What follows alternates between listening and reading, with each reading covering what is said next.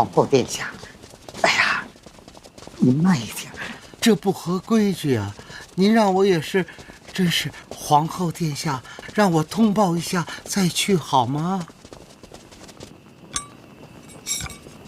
您听我说，我怎么也得去报告一下你再进呐，您说是不是啊？好。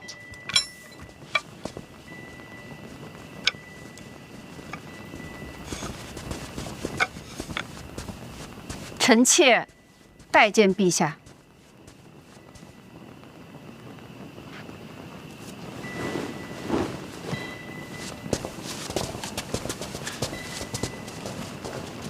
难得一见啊！当年血案之后，再没见过。朕好像记得你怕黑，是吧？陛下，臣妾怕黑，是因为亲人的哀嚎总在耳边回响，放不下。不过臣妾如今觉得都该放下了。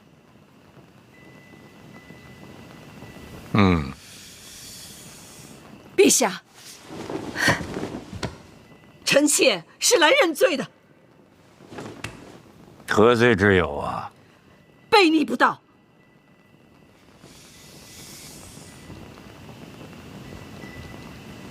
当年陛下虽说屠尽臣妾一族，可这么多年，依旧留着臣妾这皇后的位子，这是何等的顾念旧情！臣妾不仅不醒悟，数年来心怀愤恨，甚至对陛下避而不见。如此绝情绝义，臣妾之罪，罄竹难书。你这是来寻死啊？实在是罪无可恕。那干嘛不去悬梁啊？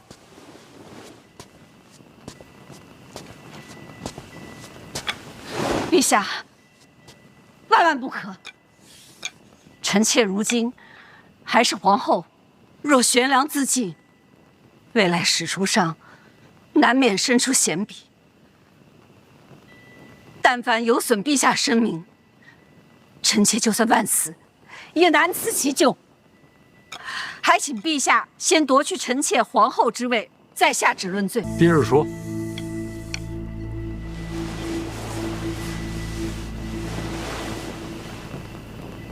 至于罪名嘛，广信宫范闲遭遇刺杀，臣妾身为后宫之主，自有失察之嫌。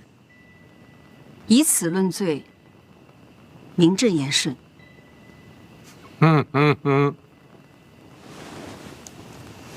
你想的还挺周到。臣妾欠陛下的，早就该还了。还有什么？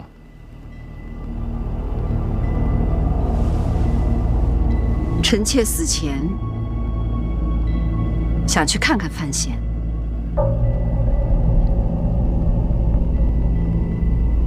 当年恩怨虽说已是往事，可这孩子出生便没了母亲，所以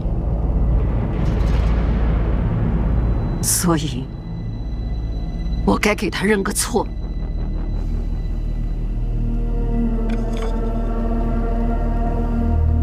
你给他认错？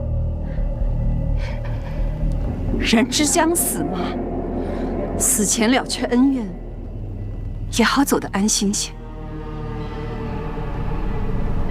还有什么话要说？广信宫刺杀，李云瑞难脱其咎。既然皇后撤了，她这长公主也该治罪。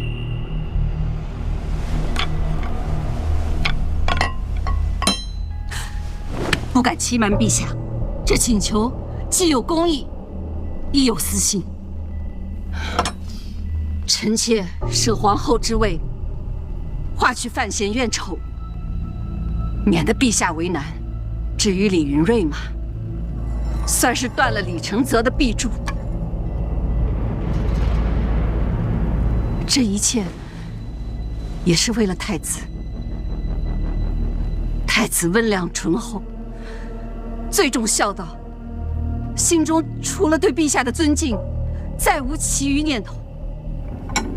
当然，臣妾今日所求，太子一无所知，是我一意孤行。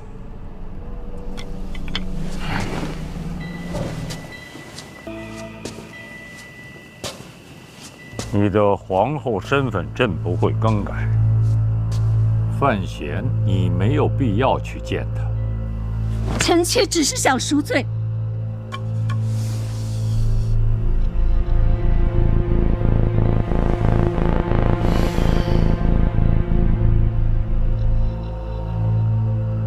还是好好的活着吧。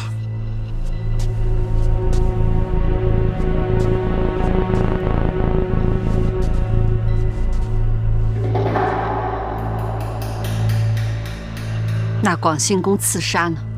广信公跟李云瑞没什么关系。这皇宫之内除了李云瑞，还能是谁？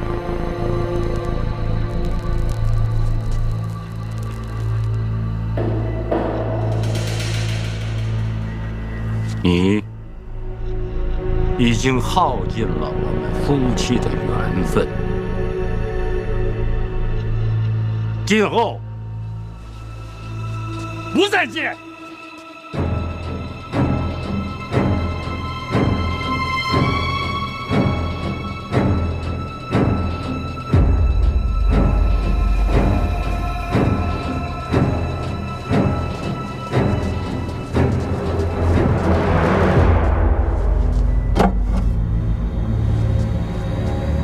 陛下，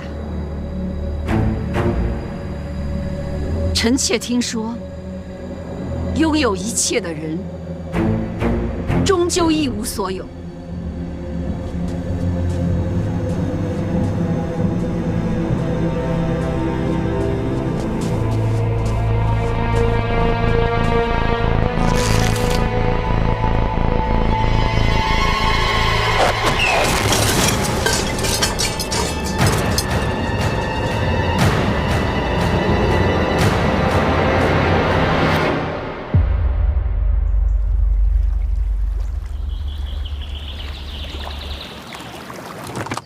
出城，是陛下的旨意。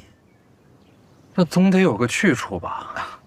上次闹刺客，陛下说小范大人没有好好的赏花，再去一次，单赏一回。我能不去吗？啊？想一出是一出。那辛苦各位帮忙抬一下吧。小范大人上车了。是。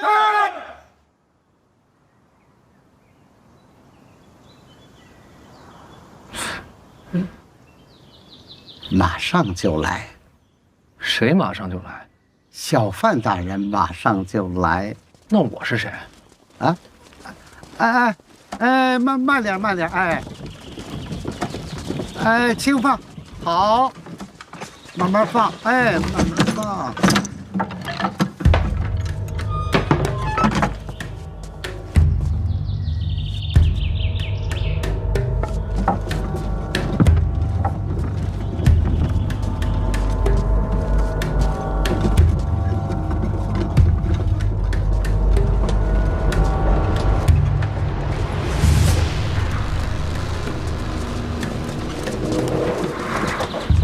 抬小范大人上车。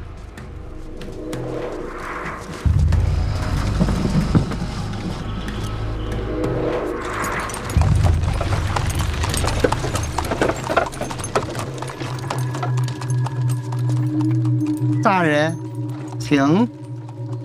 请我去哪儿？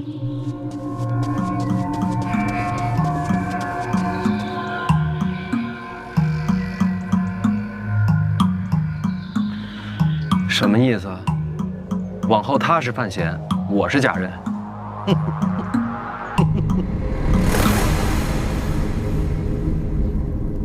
这个加上这个是温柔的，这个和这个是强烈的，这三样加起来无解。来，让一下，你们都下去吧，有事儿？避避风头。不，谁这么大本事，能把您给赶到这儿来啊？范建，这年龄大了，脾气暴躁，拖算了。哎，不是，他找你做什么呀？没什么大事，范闲出城了。范闲，你不是说范闲受伤了吗？之前范闲疗伤，小太监行刺，不过人没什么事。不，行刺这种消息也能传出宫来啊？要不范建怎么着急呢？这种消息，如果陛下想瞒，不会藏不住啊。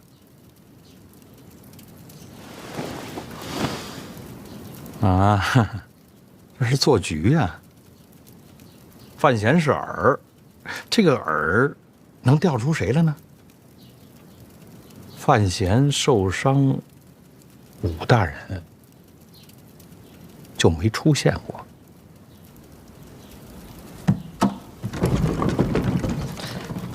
所有人都说废介只会用毒，他们错了。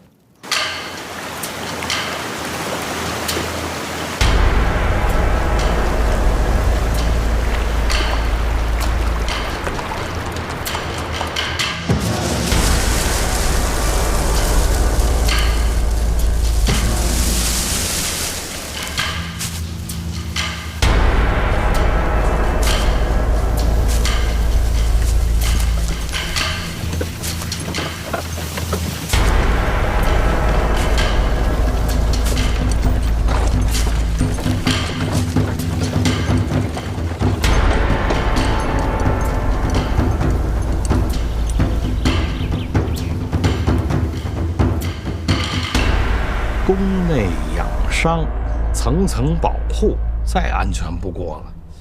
所以武大人没有出现，可有过行刺又孤身出城。武大人必然暗中保护。那么这个局是给武大人准备的。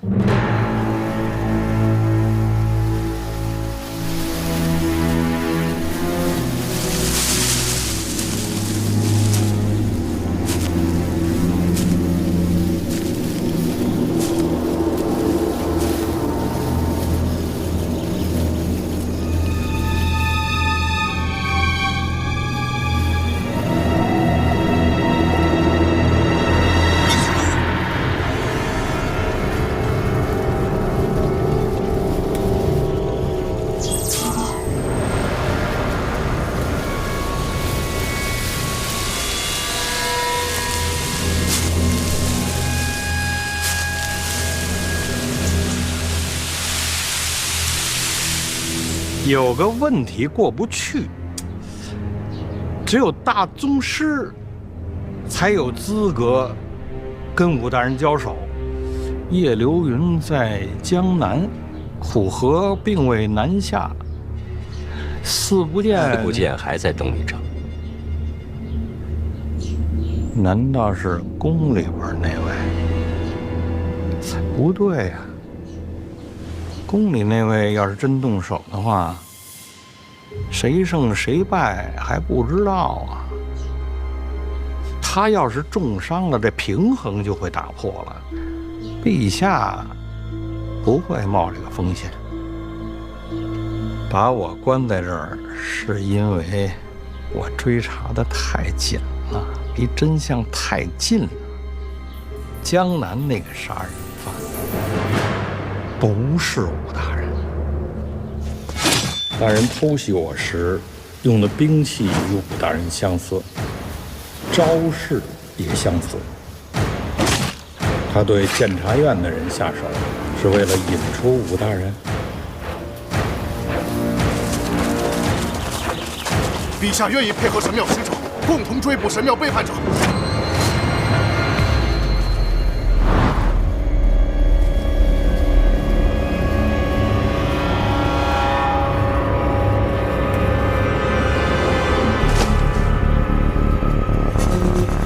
神庙来人江南行凶是在找武大人，难怪到京都这人就没影了。是陛下抹去了他的踪迹。此事也尘埃落定了。陛下就这么想杀武大人吗？如果想杀，洪四强该出手啊。不对啊，陛下和你不会犯这种错误。这次布局，陛下真正想看到的是两败俱伤。所以说，什么事情瞒不了你。院长，这种局你也配合呀？你就真忍心看着武大人送死？这么些年，神庙一直在寻龙补竹，不仅仅是今天。你的意思说，不止这一次？两败俱伤不可能，最后的结局是，你要相信他。院长，我有一个事儿不明白啊，你到底站哪边啊？啊？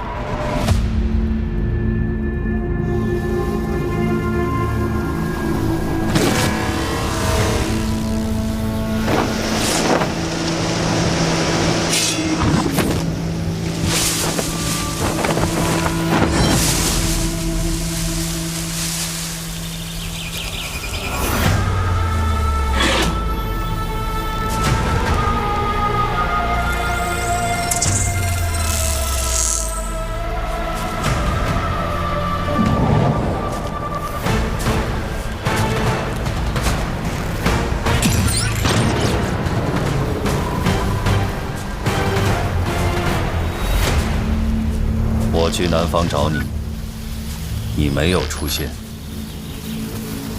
江南杀人的是你，我以为你会出现。为何找我？跟我回去。你来自神庙。你是冗余，不该存留于世。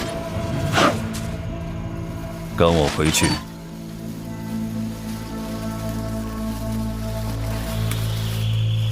可以，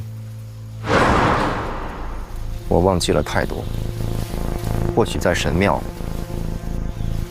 能找回已逝的过去。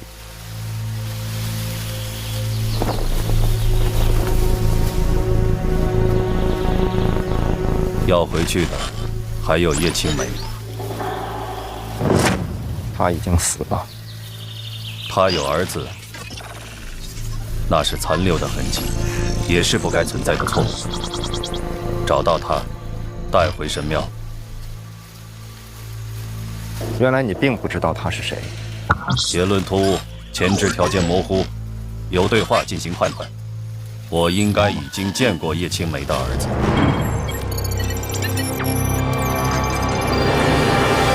交涉结束。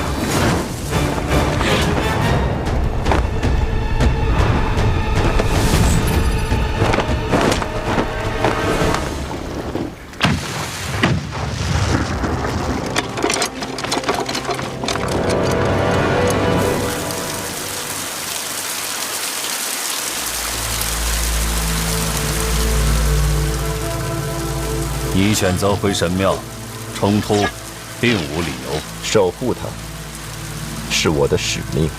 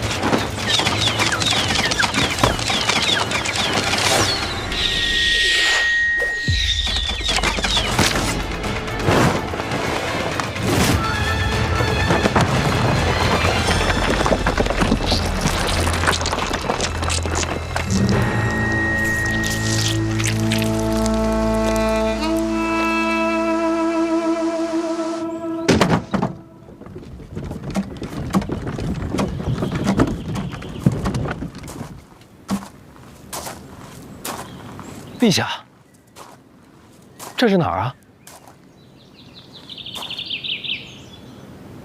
这个地方你早该来。这有一个你需要见到的人。什么人？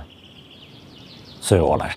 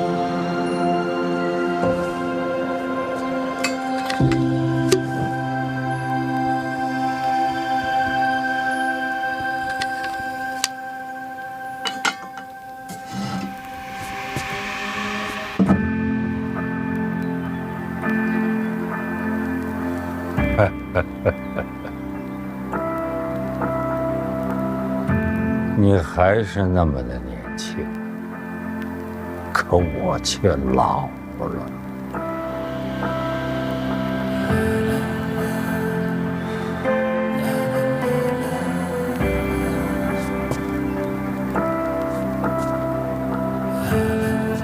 好好看看，这是你母亲生前留下的唯一画像。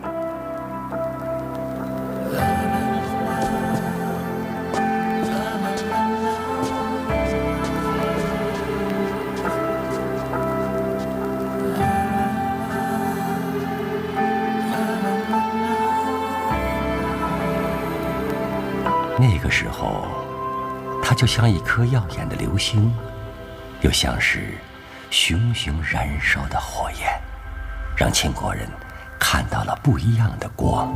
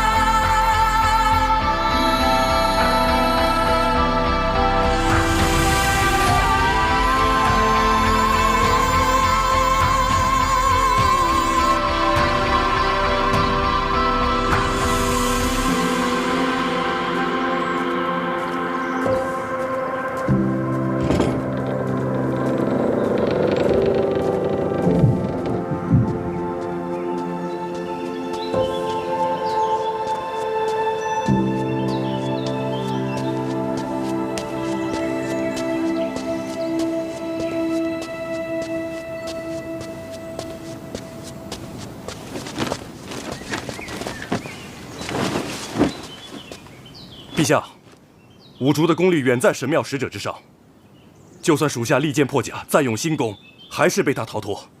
五竹伤重，不知所踪。依臣所见，能击败五竹的，只有大宗师。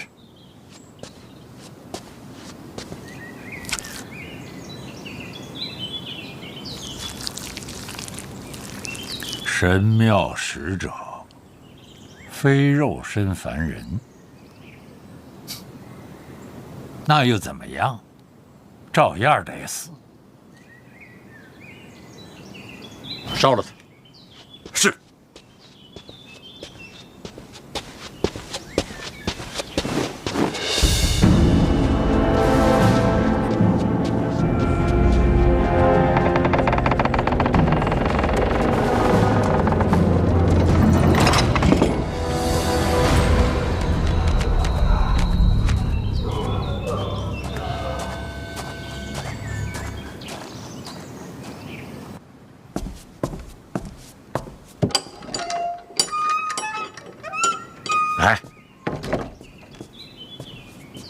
看那片菊花就是你娘当年亲手种下的。悬空庙那些花都是从这儿搬的。嗯，每次赏花，您都带着它。他喜欢呐，他喜欢花，他喜欢所有活着的东西。为何画像上的我娘如此年轻？哦，那张画像是当年朕认识他的时候，他就这样。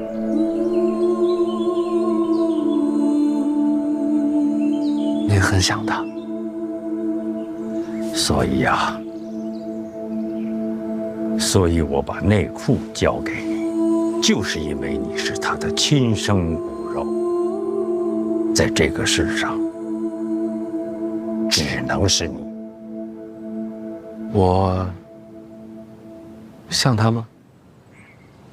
没她漂亮，但是内心很相似。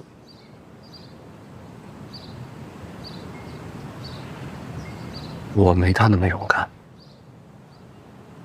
记得当年他跟朕说过，皇帝这个差事不好当，要有强大的内心和坚强的意志，所以有些东西是要舍弃的，包括最珍贵的东西。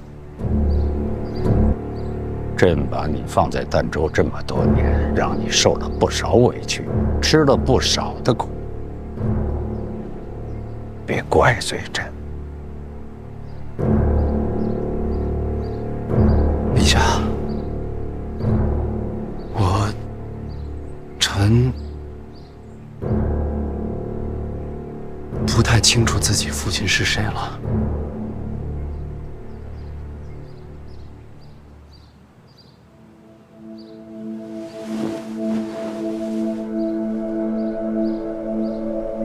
还用问吗？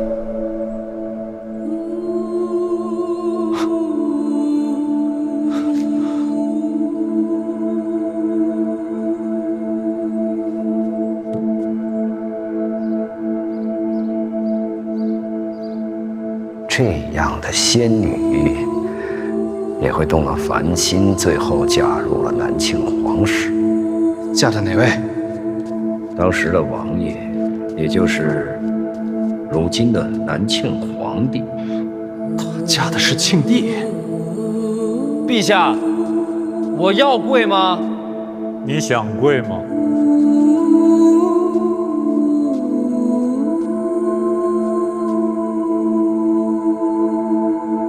不想跪，就不跪。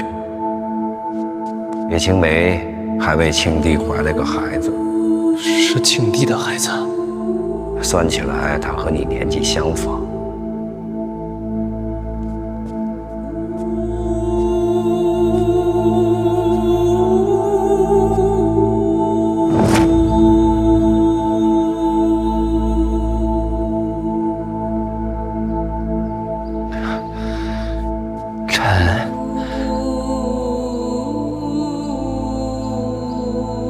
儿臣，我还不知道自己是哪天生的。正月18。正月18，既来之，则安之。感谢陛下，我终于有生日了。好好养伤，等伤养好了，下趟江南，去看看你娘给这个世上留下的东西。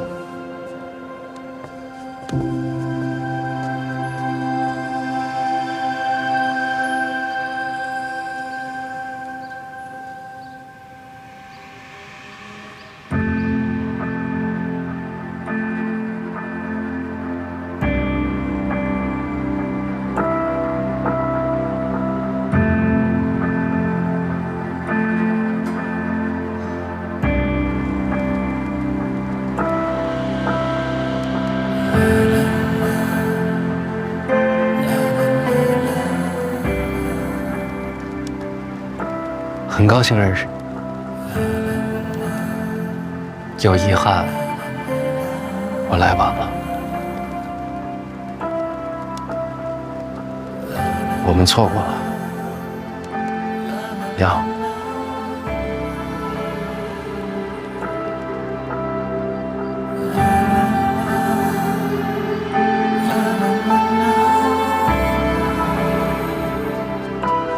哥，我看过了，外面没人。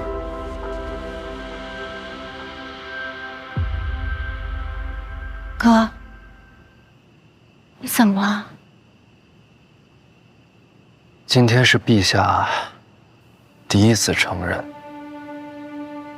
我是他的儿子。毕竟血浓于水，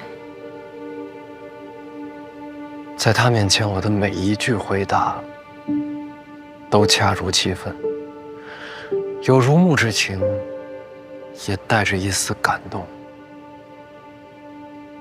哥，但这些都不是真话。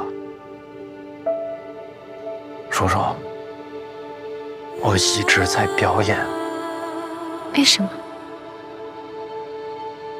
因为我在害怕。害怕？是害怕陛下骗你吗？不完全是。我能感觉到他的情感是真的，但是不知道为什么，我总觉得在这真情实感之外，还藏着另一个他。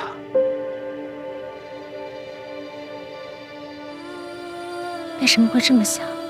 如果真是父子情深的话，这些话他第一次见我就可以说，但他一直冷眼旁观，看我京都遇险，看我远上北齐，看春闱，看大婚，一直看到今天。或许是悬空庙救驾，陛下感动了。所以有没有真情，还得先看我的表现，是不是他的儿子，先看有没有资格。叔叔，陛下你见的没我多，但我就问你，咱们爹会这样吗？不会。哥，你这样说，陛下像是在权衡利弊。更可怕的是，我不知道这种观察是从什么时候开始，又会持续到什么时候。我也不知道对他来说究竟是情感重要，还是价值重要。而这样的我，到底算是儿子，还是棋子？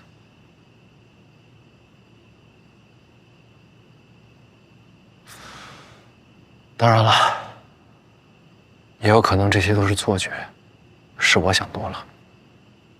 女人的直觉不会错。我是男的，我的直觉告诉我，你的直觉不会错。哥，若陛下真这么可怕，等你伤养好了，咱们回儋州吧。京都太累心了。叔叔，以后我恐怕不能再动不动就想逃回儋州了。我认真考虑过了，我要下江南，但不是因为陛下的命令，也不是因为别的什么，是因为我发现我这辈子除了想要混吃等死、富贵平安之外，还真是有一些必须由我来做的事情。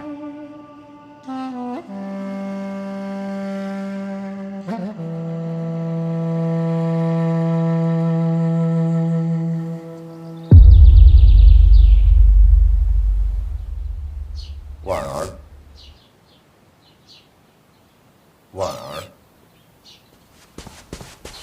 婉儿。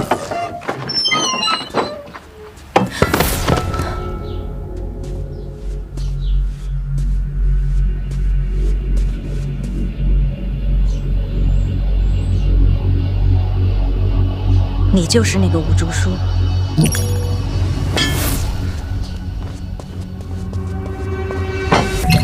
快让范闲去江南，驱散大法。快让范闲去江南，驱散大法。快让范闲去江南，驱散大法。快让范闲去江南，驱散大法。快让范闲去江南，驱散大法。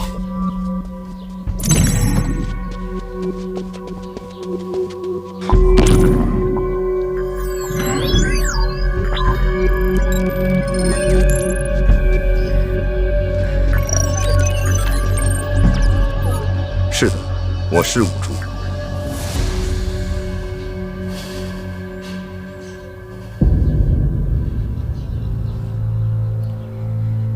你受伤了？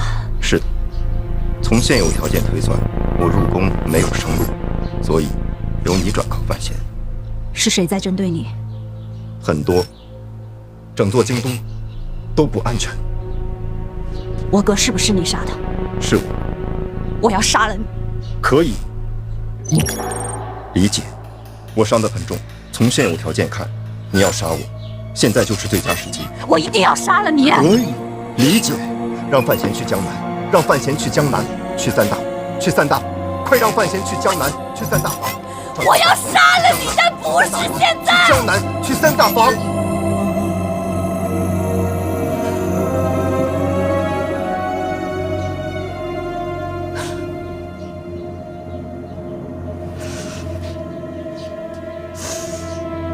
为什么？范闲马上要下江南，奈何他现在内力全失，我娘还有我二表哥，绝对不会放过这个绝佳的机会。你的命暂且搁放，因为他需要你。你确实值得信任。危机之后，你我之间不死不休。成交。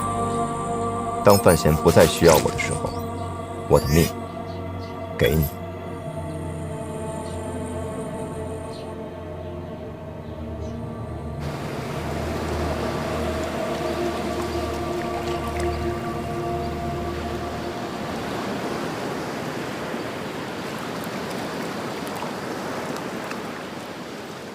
没想到啊，一眨眼，南下了。哎呀，大哥，你是不知道啊，多少年没出来过了，早该出来透透气了。说的是啊，虽然我人回到了京都，但我心里总是想着塞外的风光。听你们这么说，离开京都，好像是件很诱人的事儿。你还小，长大就知道了。哎，为这大好河山，咱们一起喝一杯如何？走。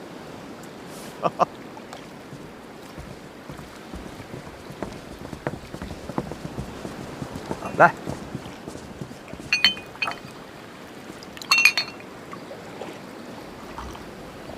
哎，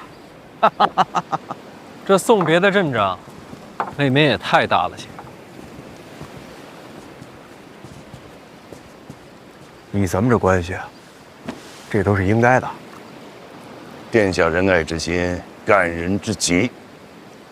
范闲啊，殿下礼贤下士，你可不能忘了君臣有别。陈皇姑，多谢太子，也多谢几位殿下。你干什么？老师的礼，我不能收。别捣乱。哎，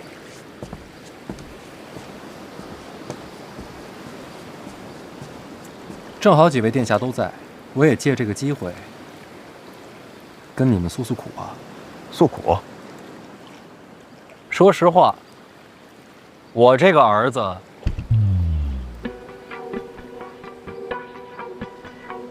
做的不怎么样。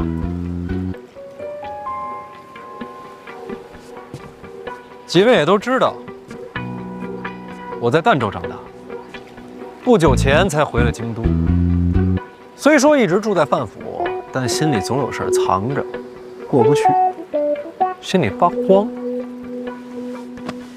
什么事儿啊？说出来听听。我替你做主，为什么慌呀？回来这么久了，还没进过范家祠堂，这像话吗？心里能不慌吗？临别在即，胆子也大了，父亲大人，正好几位殿下都在，也帮我做个见证。等孩儿从江南回来，怎么也该进祠堂，磕个头，上炷香。想清楚了，进了祠堂，入了族谱，你就真姓范了。这话说的，我本来就姓范。差事先办完，其他的回来再说。嗯。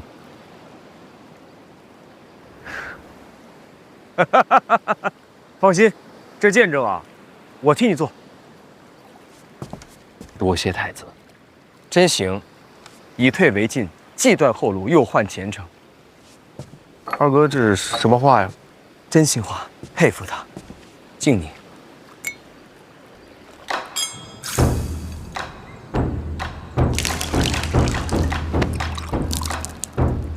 真气没了，南下要小心。真气没了，好过大势已去。别出意外，我等你回来。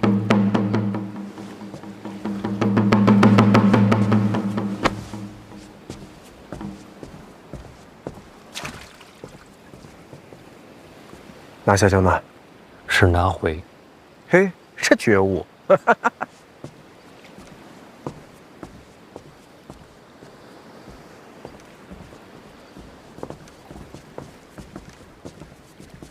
护好三弟。三殿下不跟你们一块儿回去吗？父皇让他跟着你。为徒者，当为师长执鞭坠镫。父皇恩准，与老师同行。去吧。有什么难处，飞鸽传书。不行，我就跑一趟。你还得坐镇禁军呢。大不了一撸到底，反正也掉不了脑袋。别老想着跑，京都也需要你这样的人。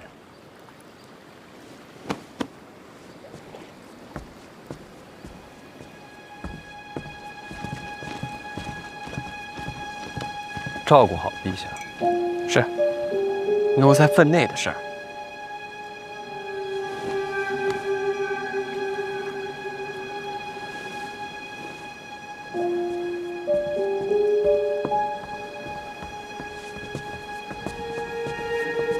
江面上风大，爹，你们也回吧。江南名家代掌三大房，人脉深远，是真正的地头蛇。此次南下，成是最好，若是不成，直接回家，大不了什么都不要。范家养得起儿子。哎呀，知道了，知道了，爹，我送你下船。嗯。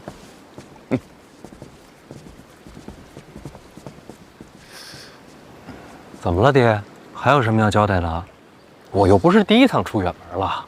啊，这个……哎呀，行了，我替他说吧。就祠堂的事儿，你是当真还是……老范啊，老范，你这个人真的是……怎么着？我现在就给你行个叩拜大礼呗？别！哎呀，受不起小范大人。哎呀，平时看你那一套看惯了，我现在见到行大礼，我也不习惯了呀。哎，你就按照你喜欢的来吧。啊，我的来。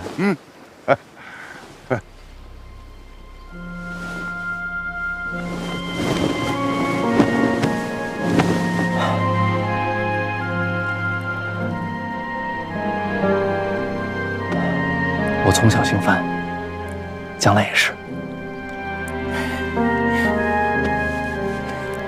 等你回家，照顾好自己。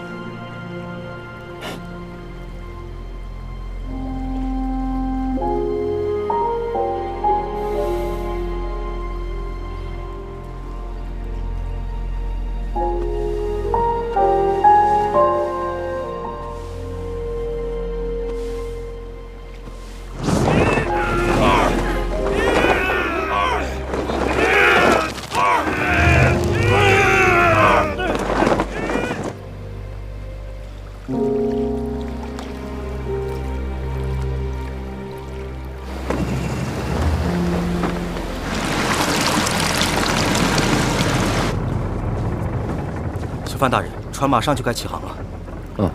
知道了。是。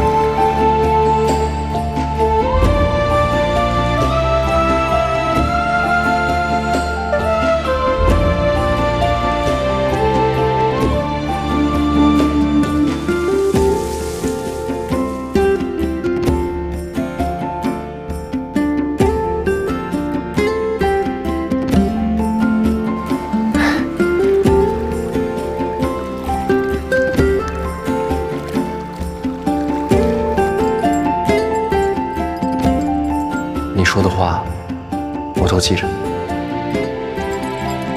你送我的这片星空，它一直都在。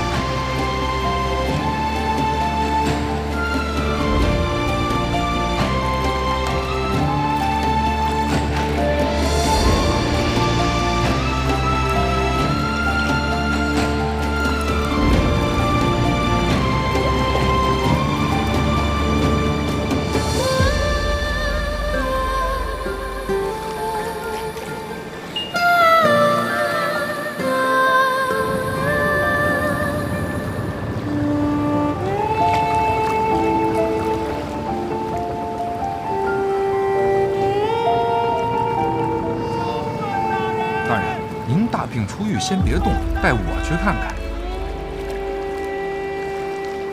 小坤大人，小坤大人，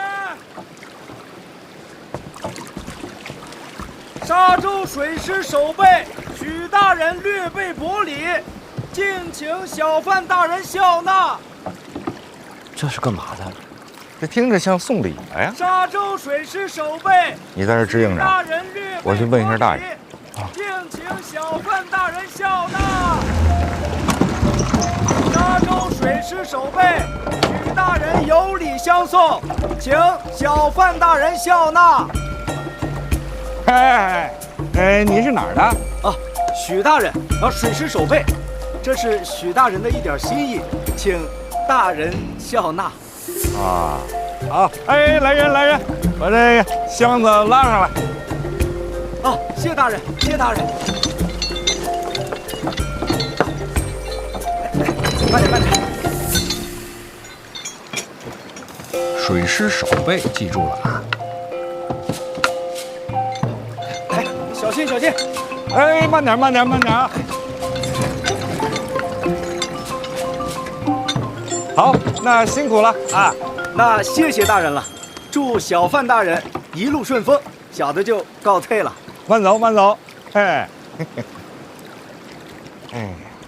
走。沙洲知府姚大人略备一些薄礼，祝小范大人一路顺风，前程似锦。好，拉上来。哎，这还一个连一个的，去拿个本儿，给它详细的记录下来啊。好。小心啊！沙洲知府啊，姚大人。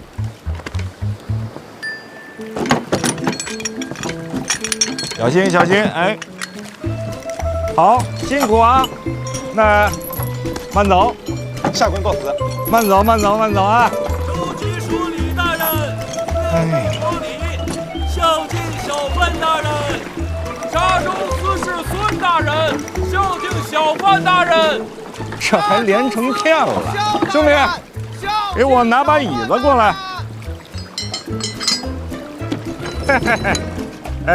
你是哪儿的呀？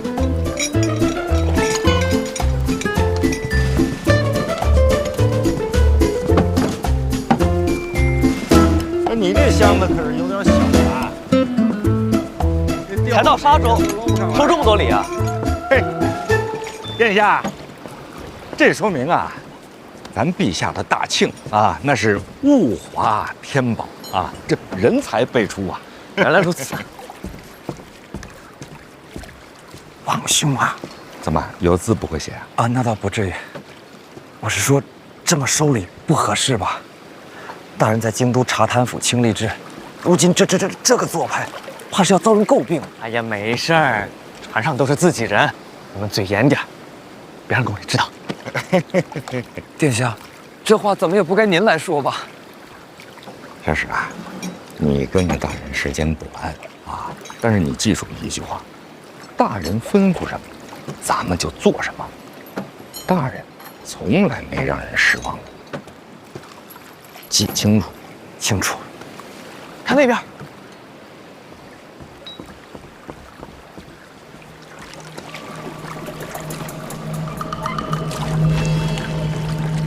老师，你快来看啊！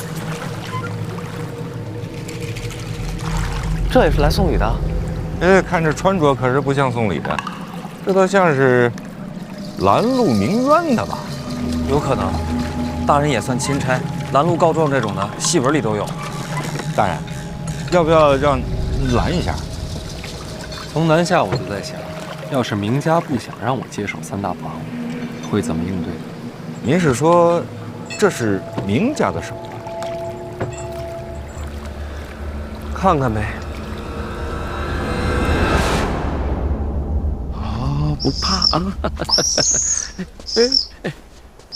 好，马上就到了。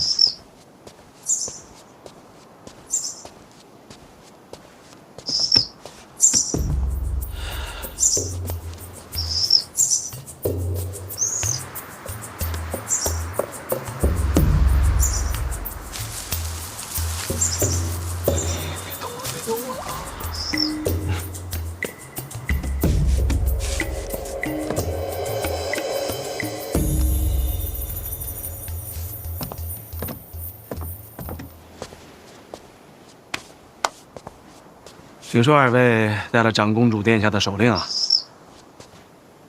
殿下有何吩咐？明家家主明清达，是我。敢问阁下怎么称呼？你刚才在上面干什么呢？嗯？啊，昨夜落风雨。昨夜落风雨，燕子从梁上掉下来，想想还不会飞。如果不送上去的话，又是一条性命啊！燕子窝，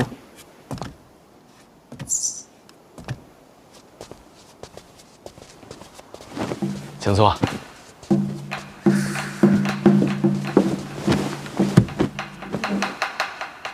哈哈，来，请坐吧。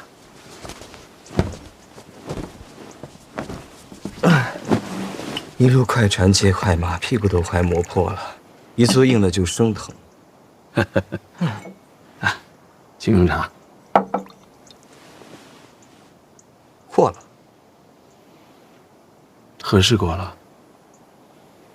明家这财力又是捞鸟窝，又是破衣袖，装的有点过，刻意了。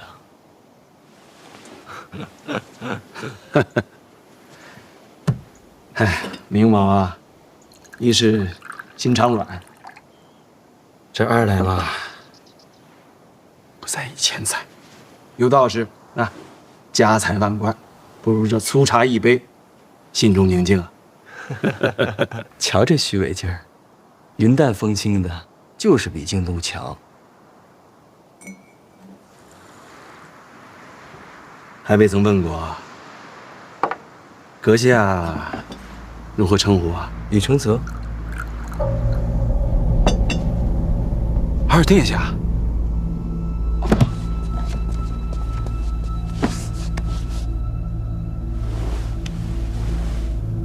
别跪了，起来吧。抱病来的江南，京都不知道，不浪费时间了，直入主题。殿下请讲。范闲南下，宁家打算如何应对？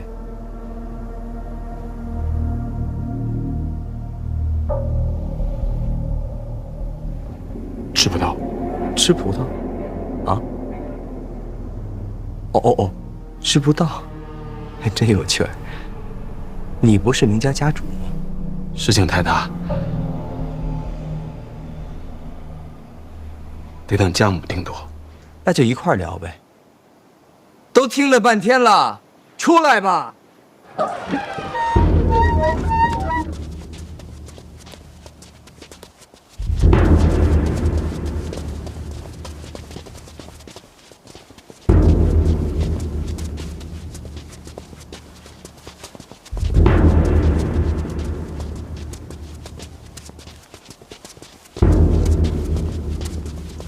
母亲，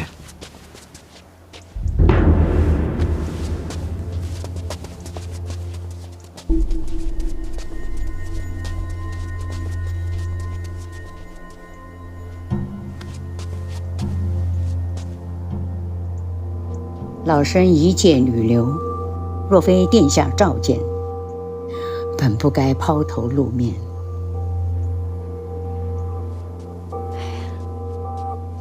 你才是明家家主，大事小事你自己做主就是。若无母亲教诲，孩儿内心慌张。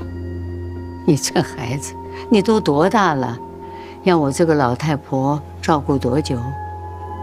母亲长命百岁，比我长远。你呀，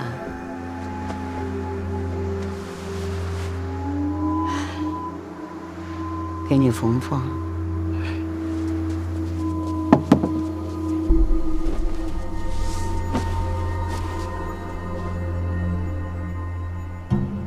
感情这云淡风轻是家传。殿下问明家如何应对范闲，其实很简单。明家常年为长公主，也为殿下效力。殿下希望我们怎么做，我们就怎么做。我希望三大房留在明家手中。好，这谈妥了。殿下吩咐，明家照办。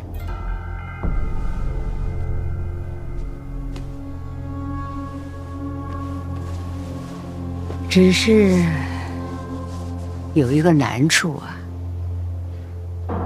说说看。小范大人坚守内库，是陛下的旨意。明家一个白身，如何抗旨？哎呀，难呐，殿下。我都觉得难。三大房再值钱，也不必为他搭上身家性命，更何况大不了改投到范闲门下，在哪儿当狗不是狗啊，是吧？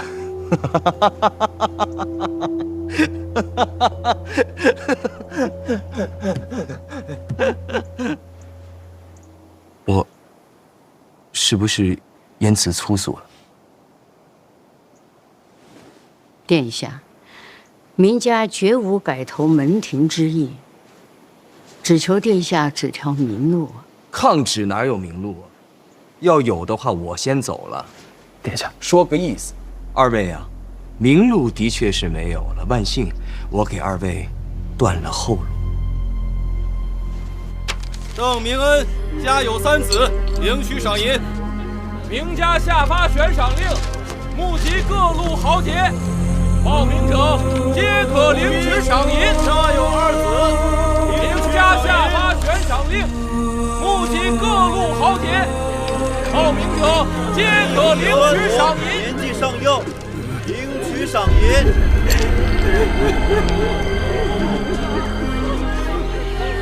张普今有1女1孙，领取赏银。张辅之今有2女，1郎5，领取赏银。王夫人家有1女1子，年纪尚幼，领取赏银。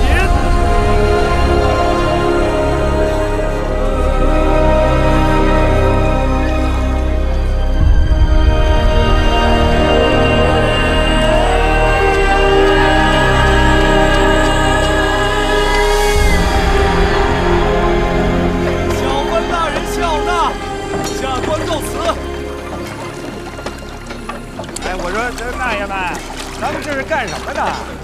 哎，不好意思啊，麻烦问您一下，咱这干嘛呢？没看见吗？在劫船呢。哦，劫船，劫船？劫船不得上来劫呀？上不来啊，太高了。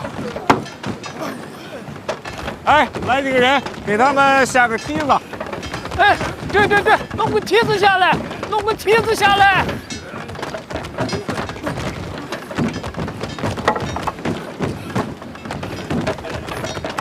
抓稳了，扶着点，哎，小心啊！明家悬赏令要杀范闲。我听闻，明家在江南黑白通吃，这悬赏令一下，各路豪杰趋之若鹜，那画面我真想瞧瞧。明家从来没有发过什么悬赏令，我替你们下的。从此以后，你明家与范闲只能是你死我活。好一个断了后路！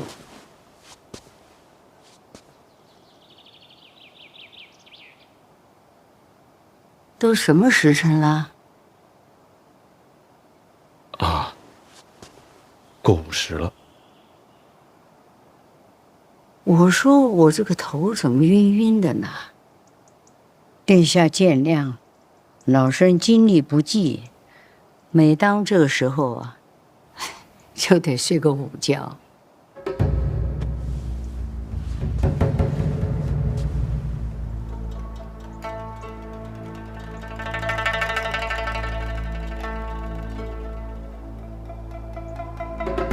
那就休息吧。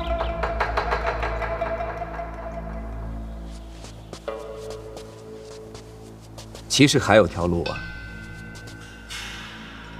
你二人找批高手蜂拥而至，把我杀了，拿我的人头送给范闲，这死局就算是解了。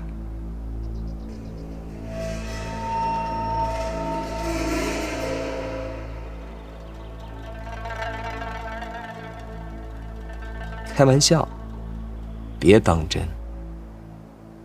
快休息吧。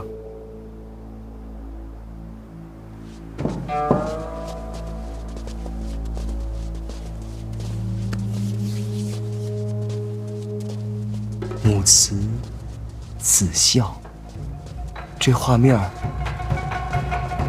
我看着都想哭。哎，您歇会儿，您家出了这个悬赏令了。是的，但凡砸船劫船的，都给赏钱。这你们这不成了水匪了吗？不是水匪，水匪不来，毕竟是官船呐，要钱总得要命，不是？那你们也知道这是官船，那你们就不要命了？哎呀，我们没得选啊！为什么？江北遭灾了，我们都是带着一家老小到江南来逃难的流民呐。要不是明家，我们恐怕都饿死喽。你说你们都是江北的灾民？是啊。那江北赈灾的银子已经调过去了，你们可以回家了。韦大人，我们是想回去啊，就怕在路上饿死了。那这么说，是明家救济了你们？是啊。那明家这算是行善了？是行善吧？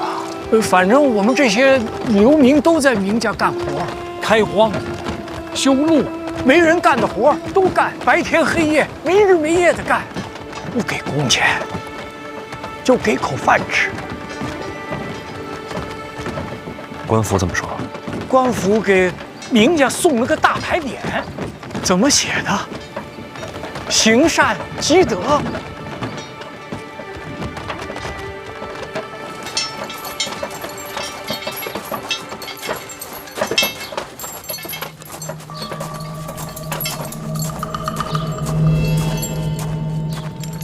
夏大当家，这灾民都上去了，咱们水寨是不是也得冲一波？水寨这会儿冲上，这些灾民就真没活路了。这都砸船了，这会儿必然死定了。哼，再看看范闲应对。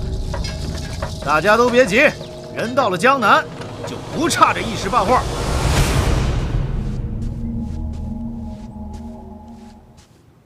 李承泽，这是要把我们往死路上逼啊！这就是你要说的？家中定有人暗投李承泽，不然悬赏令是发不下去的。谁是家主？我族中生变，家主难辞其咎，我该受罚。